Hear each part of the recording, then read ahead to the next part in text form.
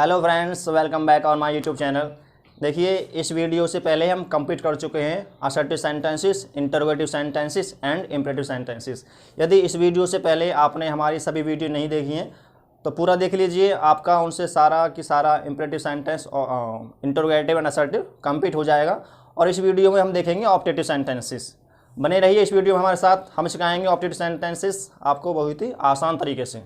देखिए, optative sentence होता क्या है। ऑप्टेटिव सेंटेंस में होता है कि हमारी कुछ इच्छाएं होती हैं, हम कुछ इच्छाएं दर्शाते हैं किसी दूसरे पर्सन से। उसमें हमारी इच्छाएं पॉजिटिव भी होती हैं एंड नेगेटिव भी होती हैं। देख लीजिए कि ऑप्टेटिव सेंटेंस वैसे आपको दो पार्ट्स में होता है, पॉजिटिव नेगेटिव। उसको हम क्या बोलते हैं, एक पार्ट्स होता है आपका विशेष, एक पार्ट्स होता है आपका कर्स। कर्स आपने अपने आप में नेगेटिव होता है और विशेष अपने आप में पॉजिटिव होता है। और विशेष भी अपने आप में बटा होता है दो पार्ट्स में, यानी कि विश की दो पार्ट्स होते हैं, प्रे एंड ब्लेस। यानी प्रे मीन्स प्रार्थना करना और ब्लेस मीन्स आशीर्वाद देना। ठीक है। और जैसे असर्टिव सेंटेंस में, यानी कि हम जो सेंटेंस पहले कर चुके हैं असर्टिव, इंटरोगेटिव, इम्परेटिव, जैसे उनसे कुछ रूल्स होते हैं सेड और सेड टू के स्थान पर, ऐसे ही ऑप्टेटिव सेंटेंस में कुछ रूल्स होते हैं कि हम सेड और सेड टू के स्थान पर किसका प्रयोग करते हैं, कॉमा इन्वर्टेड कॉमा के स्थान पर किसका प्रयोग करते हैं। देख लीजिए कि आइडेंटिफाई। पहले बात तो ये देखिए हम पहचानेंगे कैसे, यानी कि यदि हमारा सेंटेंस ऑप्टेटिव सेंटेंस है तो हम पहचानेंगे कैसे। ऑप्टेटिव सेंटेंस ऑलवेज स्टार्ट होता है मे से, और मे से स्टार्ट होता है, लेकिन मे अपने आप में क्या होता है, एक हेल्पिंग वर्ब होता है किसी का। लेकिन यदि सेंटेंस आपका ऑप्टेटिव सेंटेंस है और रिपोर्टिव स्पीच में मे से स्टार्ट होता है तो लास्ट में आपको एक चिन्ह देखने को मिलता है, जैसे असर्टिव सेंटेंस मिलता है फुल स्टॉप, ऐसे ही ऑप्टेटिव सेंटेंस में दिखेगा आपको ये चिन्ह दिखेगा, यानी कि इसको बोलते हैं हम एक्सक्लेमेशन चिन्ह। यदि इस प्रकार चिन्ह दिखाई दे रहा है और सेंटेंस आपका मे से स्टार्ट हो रहा है तो समझ जाइए वो सेंटेंस आपका ऑप्टेटिव सेंटेंस है। देख लीजिए कि आइडेंटिफाई कि इन वाक्यों में क्या होता है, प्रे, विश। प्रे मीन्स प्रार्थना करना, विश इच्छाएं दर्शाना, इच्छा होती है किसी की, ब्लेस आशीर्वाद, कर्स नेगेटिव यानी कि किसी के बारे में बुरा बोलते हैं, यानी किसी को अभिशाप बोलते हैं। बैड एक विदाई के रूप में प्रयोग करते हैं। थैंक होता है धन्यवाद। ETC का भाव होता है। यानी कि रूल्स क्या कि इन वाक्यों में सेड और सेड टू के स्थान पर किसका प्रयोग करेंगे, यानी इन्हीं वर्ड्स का, prayed, wished, blessed, cursed, bade, thanked, ETC का प्रयोग करते हैं। यानी कि सेड और सेड टू के स्थान पर हम इसका प्रयोग करेंगे। और कंजक्शन यानी कि जिससे हम सेंटेंस को जोड़ेंगे वो कंजक्शन क्या प्रयोग होगा इस सेंटेंस में, वो प्रयोग होगा दैट। यानी कॉमा इन्वर्टेड कॉमा के स्थान पर हम किसका प्रयोग करेंगे, दैट का। देखिए आफ्टर रूल्स, यानी कि रूल्स कंप्लीट हो चुके हैं। और देख लीजिए हमने कुछ सेंटेंस लिखे हैं, इन सेंटेंस को बनाइए और इन सेंटेंस के आधार पर प्रैक्टिस कर सकते हैं ज़्यादा से ज़्यादा जितनी आपसे हो सके। देख लीजिए पहला सेंटेंस क्या है, the hermit said to me. Hermit क्या होता है, संत होता है। The hermit said to me, संत ने मुझसे कहा, मे यू लिव लॉन्ग। देखिए हमने आपको बताया था कि ऑप्टेटिव सेंटेंस मे से स्टार्ट होता है, लेकिन मे को आप इवन मान लीजिए अपने में क्वेश्चन वर्ड है, ये ऑप्टेटिव सेंटेंस है, तो इसमें पहचानेंगे कि लास्ट में आपका एक्सक्लेमेशन चिन्ह दिया हुआ है, उसके बाद क्लोज है। तो इस सेंटेंस को बनाएंगे कैसे हम, इनडायरेक्ट में देख लीजिए, द हार्मिट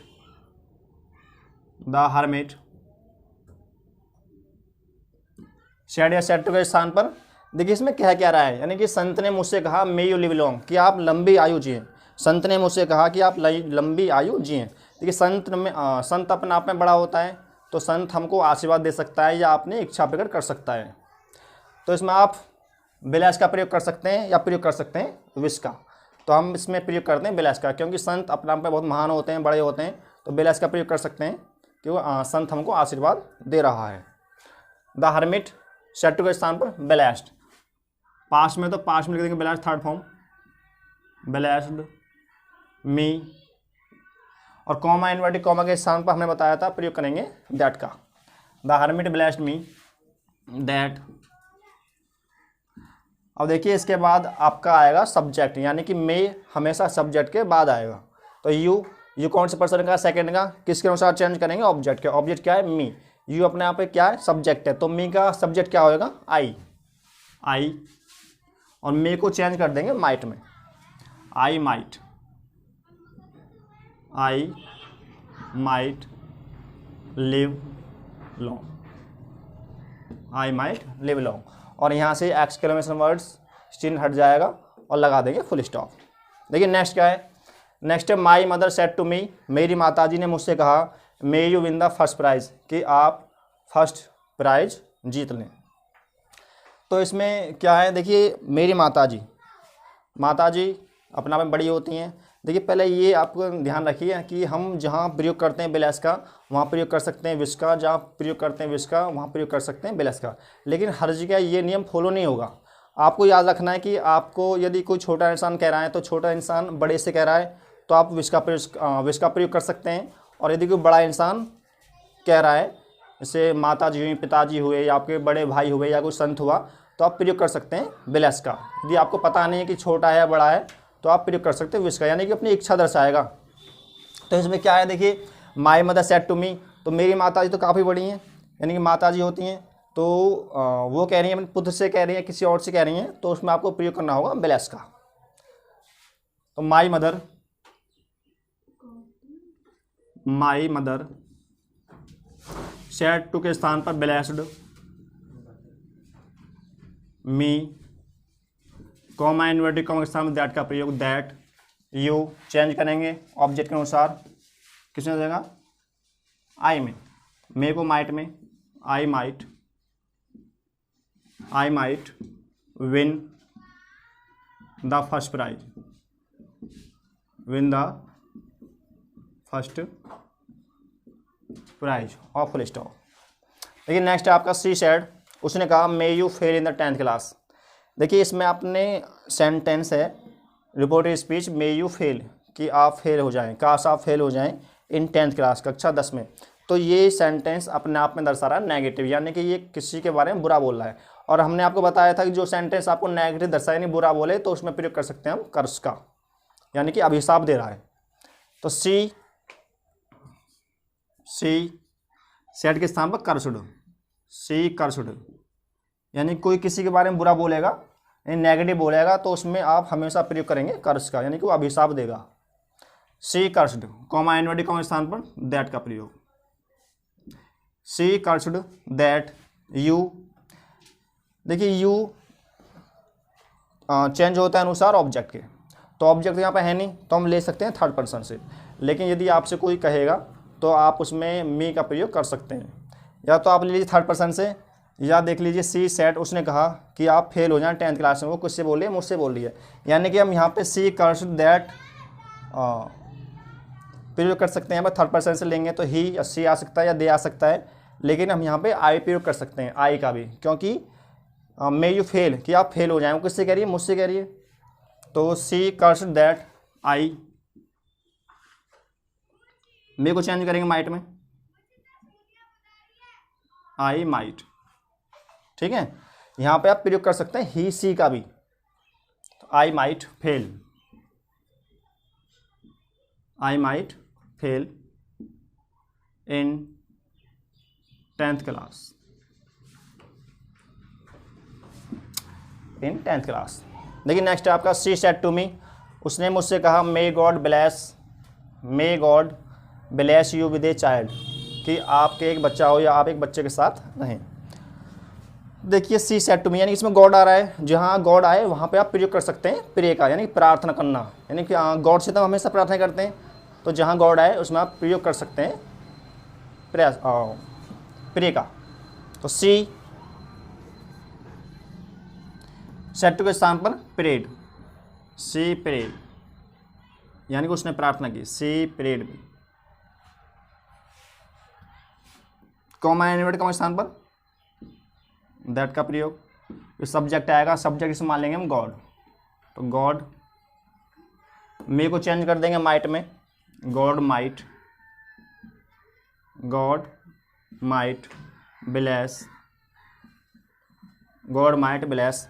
और देखिए यहाँ पे यू चेंज करेंगे किसके अनुसार, ऑब्जेक्ट के, ऑब्जेक्ट क्या है मी, तो क्या हो जाएगा यहाँ पे मी आ जाएगा यू के स्थान पर, me with A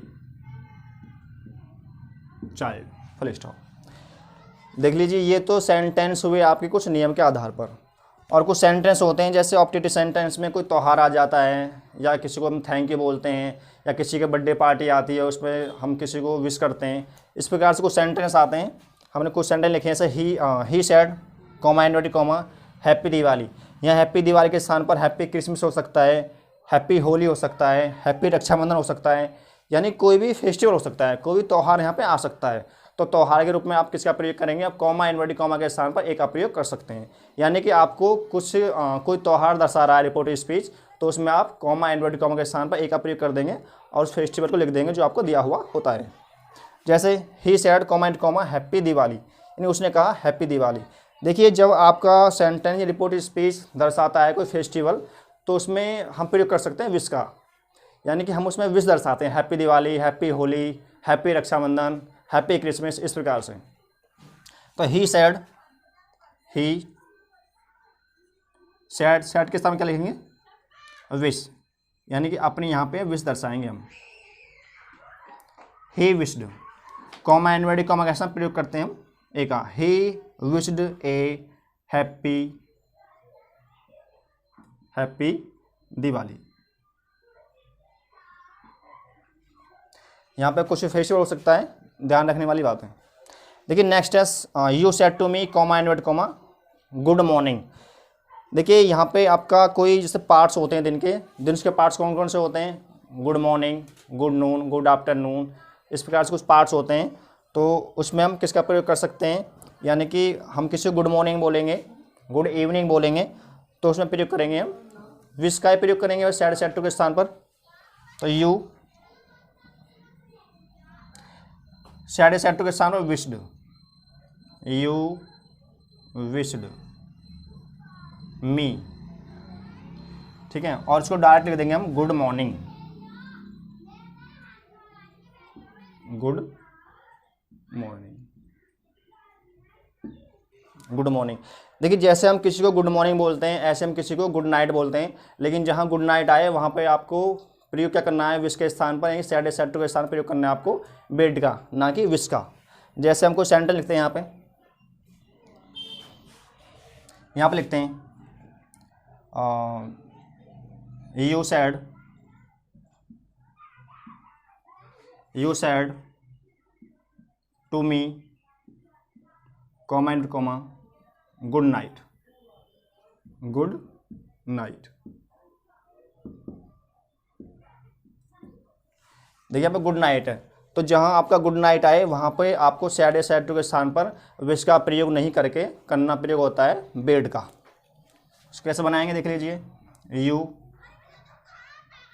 you said to के स्थान पर बेड, यू बेड मी, यानी क्या मीनिंग हो गया इसका? अभिवादन करना। You bed me good night, you bed me good night. देखिए यहाँ से आपके सारे सेंटेंस कंप्लीट होते हैं, और हमने जहाँ तक प्रयास है हमारा यही है कि हाँ कम से कम एक प्रकार का एक सेंटेंस हम ले लें और इसके आधार पर आप प्रैक्टिस कर सकते हैं। और देख लीजिए जैसे आपका हैप्पी दिवाली हुआ, यानी कोई आपका फेस्टिवल होता है, या गुड मॉर्निंग या गुड नाइट, ये सेंटेंस भी आपके काफ़ी इंपॉर्टेंट होते हैं। और इस वीडियो को यहीं तक रखते हैं, और इस वीडियो के बाद में हम लेकर आएंगे एक्सक्लेमेटरी सेंटेंसेस, यानी कि 4 सेंटेंस आपके कंप्लीट हो चुके हैं, assertive, interrogative, imperative and optative, और इसके बाद आपका आएगा एक्सक्लेमेटरी। यदि हमारी वीडियो आपको अच्छी लगे तो शेयर करना, लाइक करना, सब्सक्राइब करना। Thank you.